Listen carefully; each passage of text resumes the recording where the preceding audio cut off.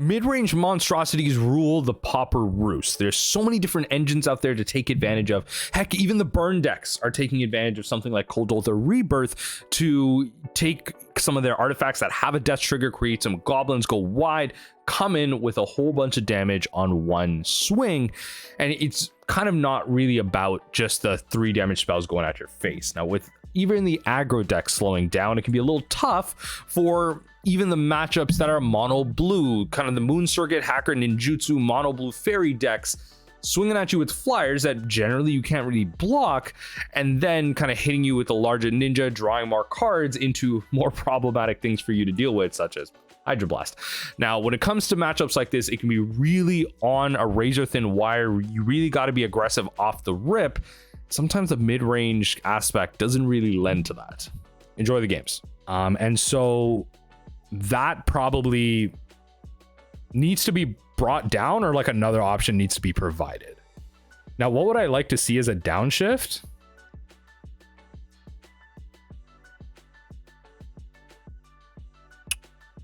I'd have to think on that.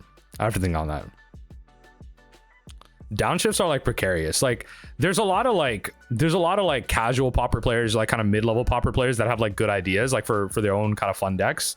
Me, I'm always thinking about like what's something like super interesting, right? Like you don't want to really buff the blue decks, you don't want to buff the red decks, you don't want to buff the artifact decks. So what's your option here? You know?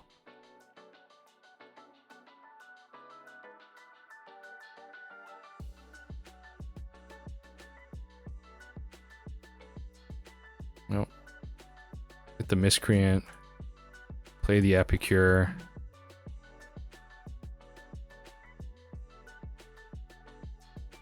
Attack.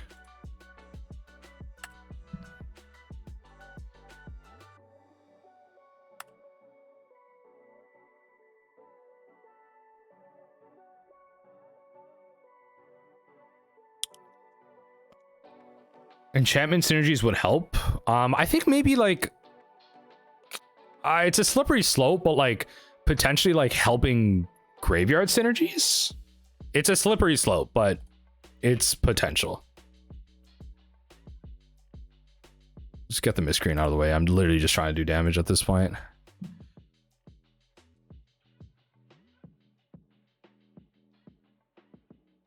Play the Synthesizer.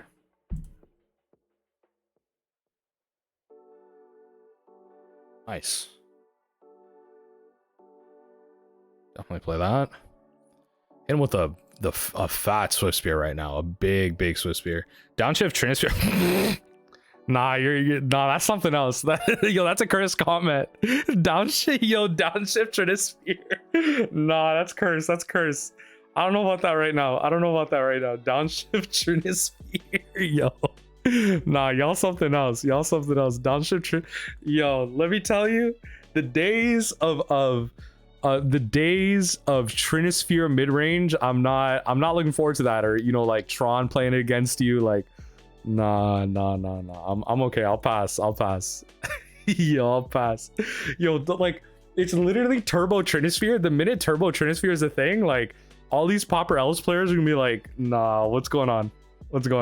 Can you imagine like any deck trying to operate in this metagame with a resolved Trinisphere? Absolutely not. Like absolutely not. Yo, absolutely not. Okay, so with this,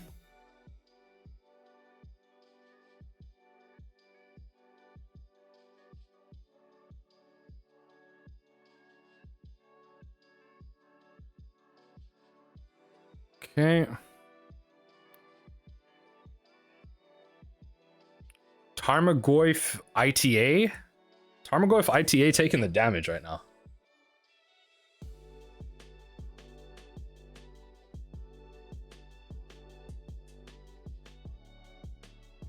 Okay. It's fine. You're returning the Swiftspear, but I'm gonna hit you with the Galvanic Blast. Yeah, there you go. All right.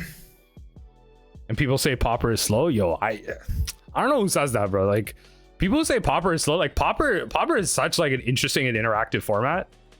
I don't know. I get like people, you know, there aren't exactly like big events, and MTG Arena isn't building towards, you know, a Pauper availability. There aren't like like big kind of in-person tournaments that lead to like qualifier events and weekend, like it isn't stuff like that for Pauper. But like, come on, this is a personal opinion. I think it's more interesting than Pioneer, which is why I play it. So that is my bias.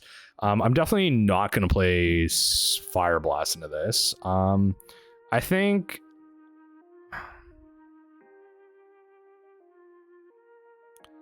Kuldotha's like, eh. Yeah, I think Kuldotha's like, eh. I think I'm supposed to play End the Festivities, just like wipe their fairy board. Like, okay, hold on. Let me just like actually refresh myself on this. Hold on. So this is Mono-Blue Faeries, right? Like they're playing Snap, Console Island, so Ninja Deep Hours. Yeah, like, yeah, okay. Yeah, I kind of just want to play End the Festivities. I could also play, I don't want to play Searing Blaze into a counterspell deck.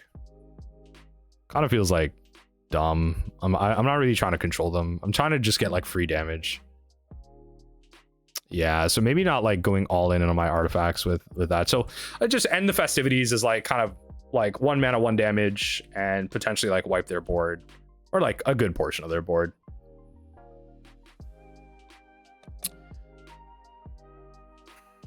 I mean, I guess this hand has a cadence. It's just not like great. Like this hand has a cadence, I'll tell you that.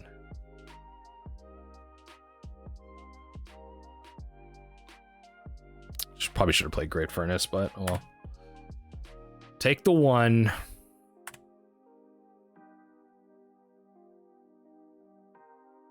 Yep. You play something defend your life total? No? Interesting. Well, I'll go in for combat first.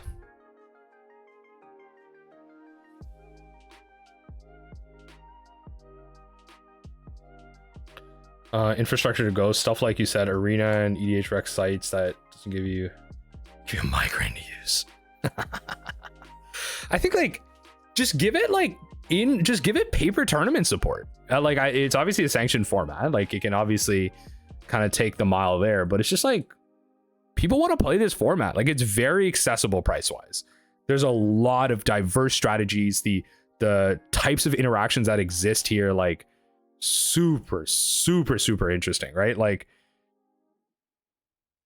come on, like people want to play standard over this? No, people don't want to play standard over this. Come on, let's be like 110% with ourselves. People don't want to play standard over this. Let's be real. Let's be honest with ourselves here. Sure, Pierce it is. So I'm guessing like Ninja the Deep Hours is in my wake right now. Ninja the Deep Hours is probably in my wake right now. Ooh, another miscreant. I mean, hey, I wouldn't say nobody plays standard before or anything. I mean, yeah, there you go, Arena, right? Like people probably, you know, kind of introduced to it through that. So, so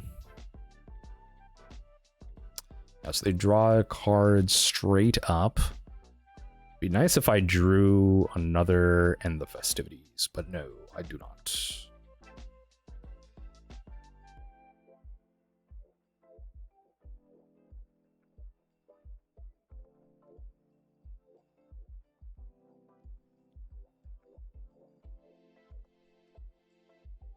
I'll play the Flamebreather so I can get some passive triggers. This is going to get a little interesting at this point. Like they're drawing a bunch of cards. I don't really have that aggressive of a board presence right now. Yeah. Hydroblast kills that. They get another Moonbreaker out. Ooh. I've never seen a paper standard match outside of tournaments. I saw one long time ago before the dinosaurs even roamed, long before when we were a single-celled organism. I saw some paper standard. It was fun. It was cool. I kind of Like when I was getting into Magic, it was just like, oh, how do we play this? Oh, you know, you play some standard, you play with some recent packs. And I was like, oh, this is cool. But then I was like, it's kind of like, you know, let's just play with my friends or something. I don't know if this is a winnable match, to be honest. Like if this gets countered, I don't think this is like a winnable match. Yeah. Kind of just like pressuring me down. I think I concede.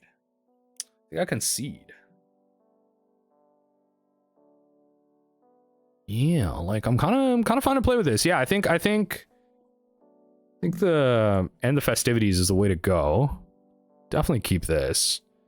Bit of a strange hand, right? Like definitely, you know, Hydro Blast is going to be an interesting thing. Try and beat this. Let's see here. They're 19.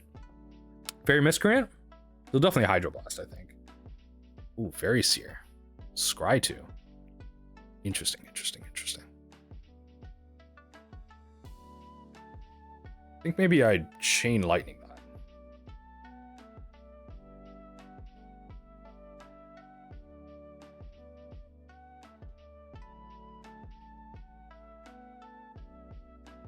Maybe not.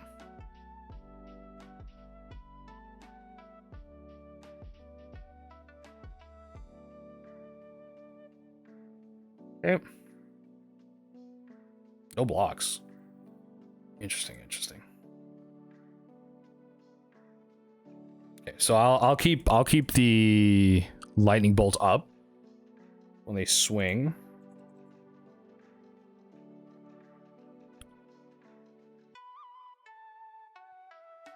Activate.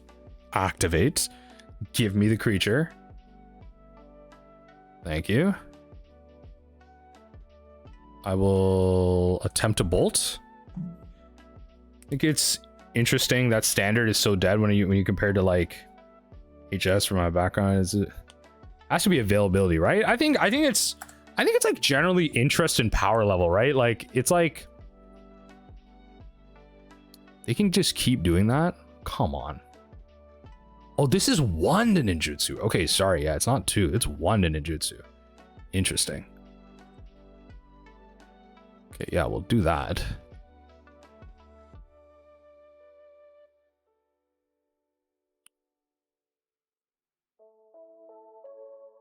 I think I'll just draw a card, keep it simple.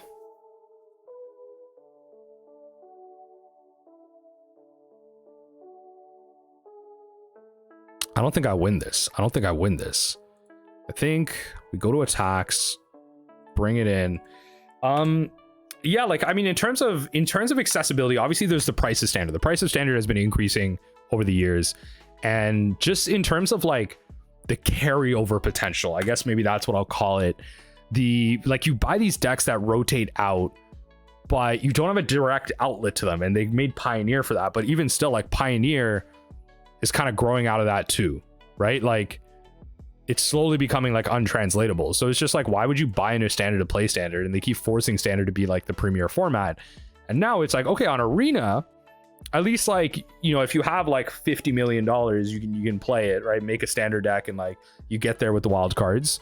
And it's like, yeah, whatever, you know, like you spent the money on like on not real cards, but then you have historic, you have oh Lord, what's the alchemy, right? Like you have other formats that can take you the mile. So there is a lot of playability in that sense. But in terms of paper, where do those cards go? So why not just invest in Pioneer? Why not just invest in Commander? Right? Like, especially with the kind of state of the world kind of coming back to a sense of normalcy. Or to a sense, people are more interested in playing with each other. So Commander is definitely the big marketing focus for that.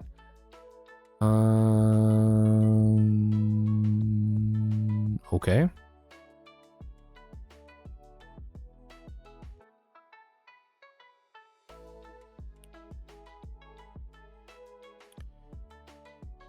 Maybe not month to month, but it's like every couple of months.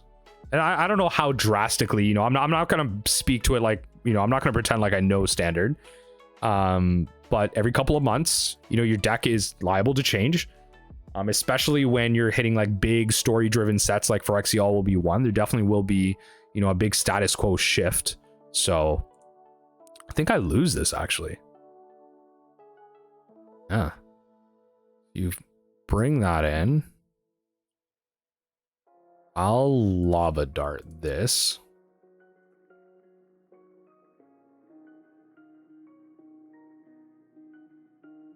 Okay, I'll lava dart this.